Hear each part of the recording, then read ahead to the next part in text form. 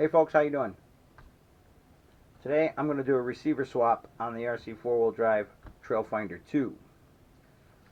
It seems that the receiver that I have in here doesn't play nice with analog servos. So I've been having a lot of difficulty with my servos heating up and not responding. So I checked the servos. They are working. I checked it with the new receiver, Spektrum SR415 waterproof receiver. This is, I guess, I'm replacing the old 410. This is a 4-channel receiver. What I have in there now is the SR4WD, their so-called AVC receiver, auto vehicle control. Well, I had it. That's why I used it. I disabled the AVC, but it turns out that you really can't disable the AVC on that receiver. It's kind of always in motion, because when it was disabled, the wheels were constantly correcting. That drove me mad, and the servos were always growling. So we're going to see if this receiver fixes my woes.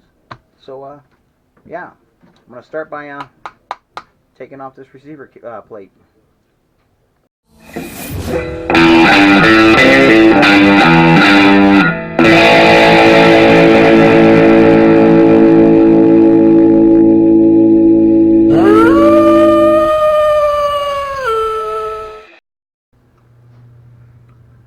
Alright folks, I think I did it. This is the receiver that I took out of there. This is an AVC receiver. You know, I have the system in a couple of my cars, and I've never been pleased with it, the auto vehicle control. It's actually supposed to assist you in driving. So far I haven't found it to be useful in any shape, form, or fashion.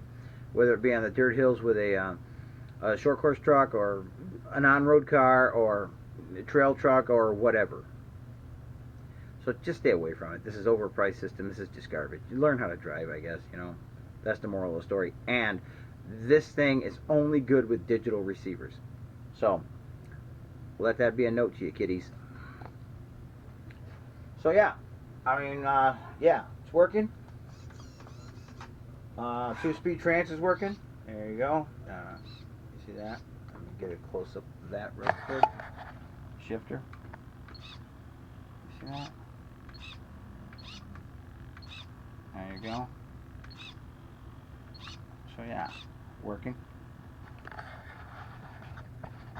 Put that back down there. So yeah. So I guess I'm ready to go run this thing now. You know, it's always something. Oh, you know what? I'm going to point something out to you. Throw this here real quick. I did some work on my front suspension. I never have been happy with the stock suspension on the Trailfinder 2. You know, there was no throw. So as you can see, I have. You see these shocks right here? It's basically a big bore shock with the spring removed. After all, you don't need a spring when you have leaf springs. However, we have a lot more throw now.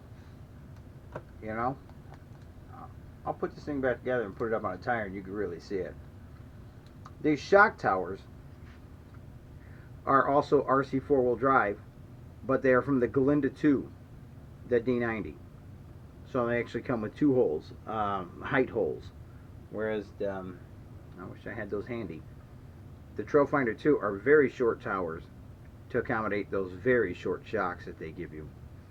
But we had this out before I had electronics problems, and yeah, I was really getting some nice throw. And if it doesn't work out for me, I may go with the 3-link front suspension. I don't know that yet, so yeah, everything seems to be working just fine. So yeah, another one in the can. Cheers, folks.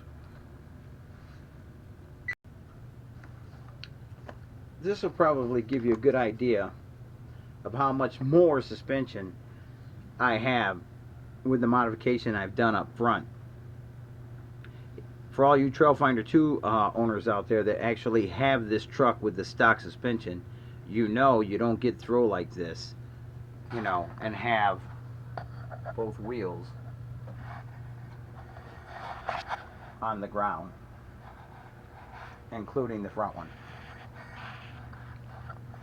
So yeah.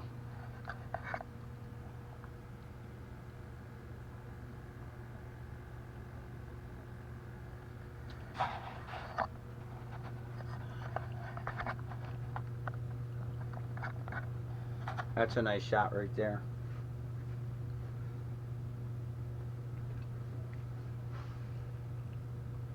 Yeah. So I'll give this a couple tries. If I'm still not convinced that this is the fix, I will go with the 3-link suspension. But I've also heard that I should stay away from the King shocks because they're not all what they're cracked up to be. And I already had a bad experience with overpriced dud shocks. So yeah. Cheers, folks.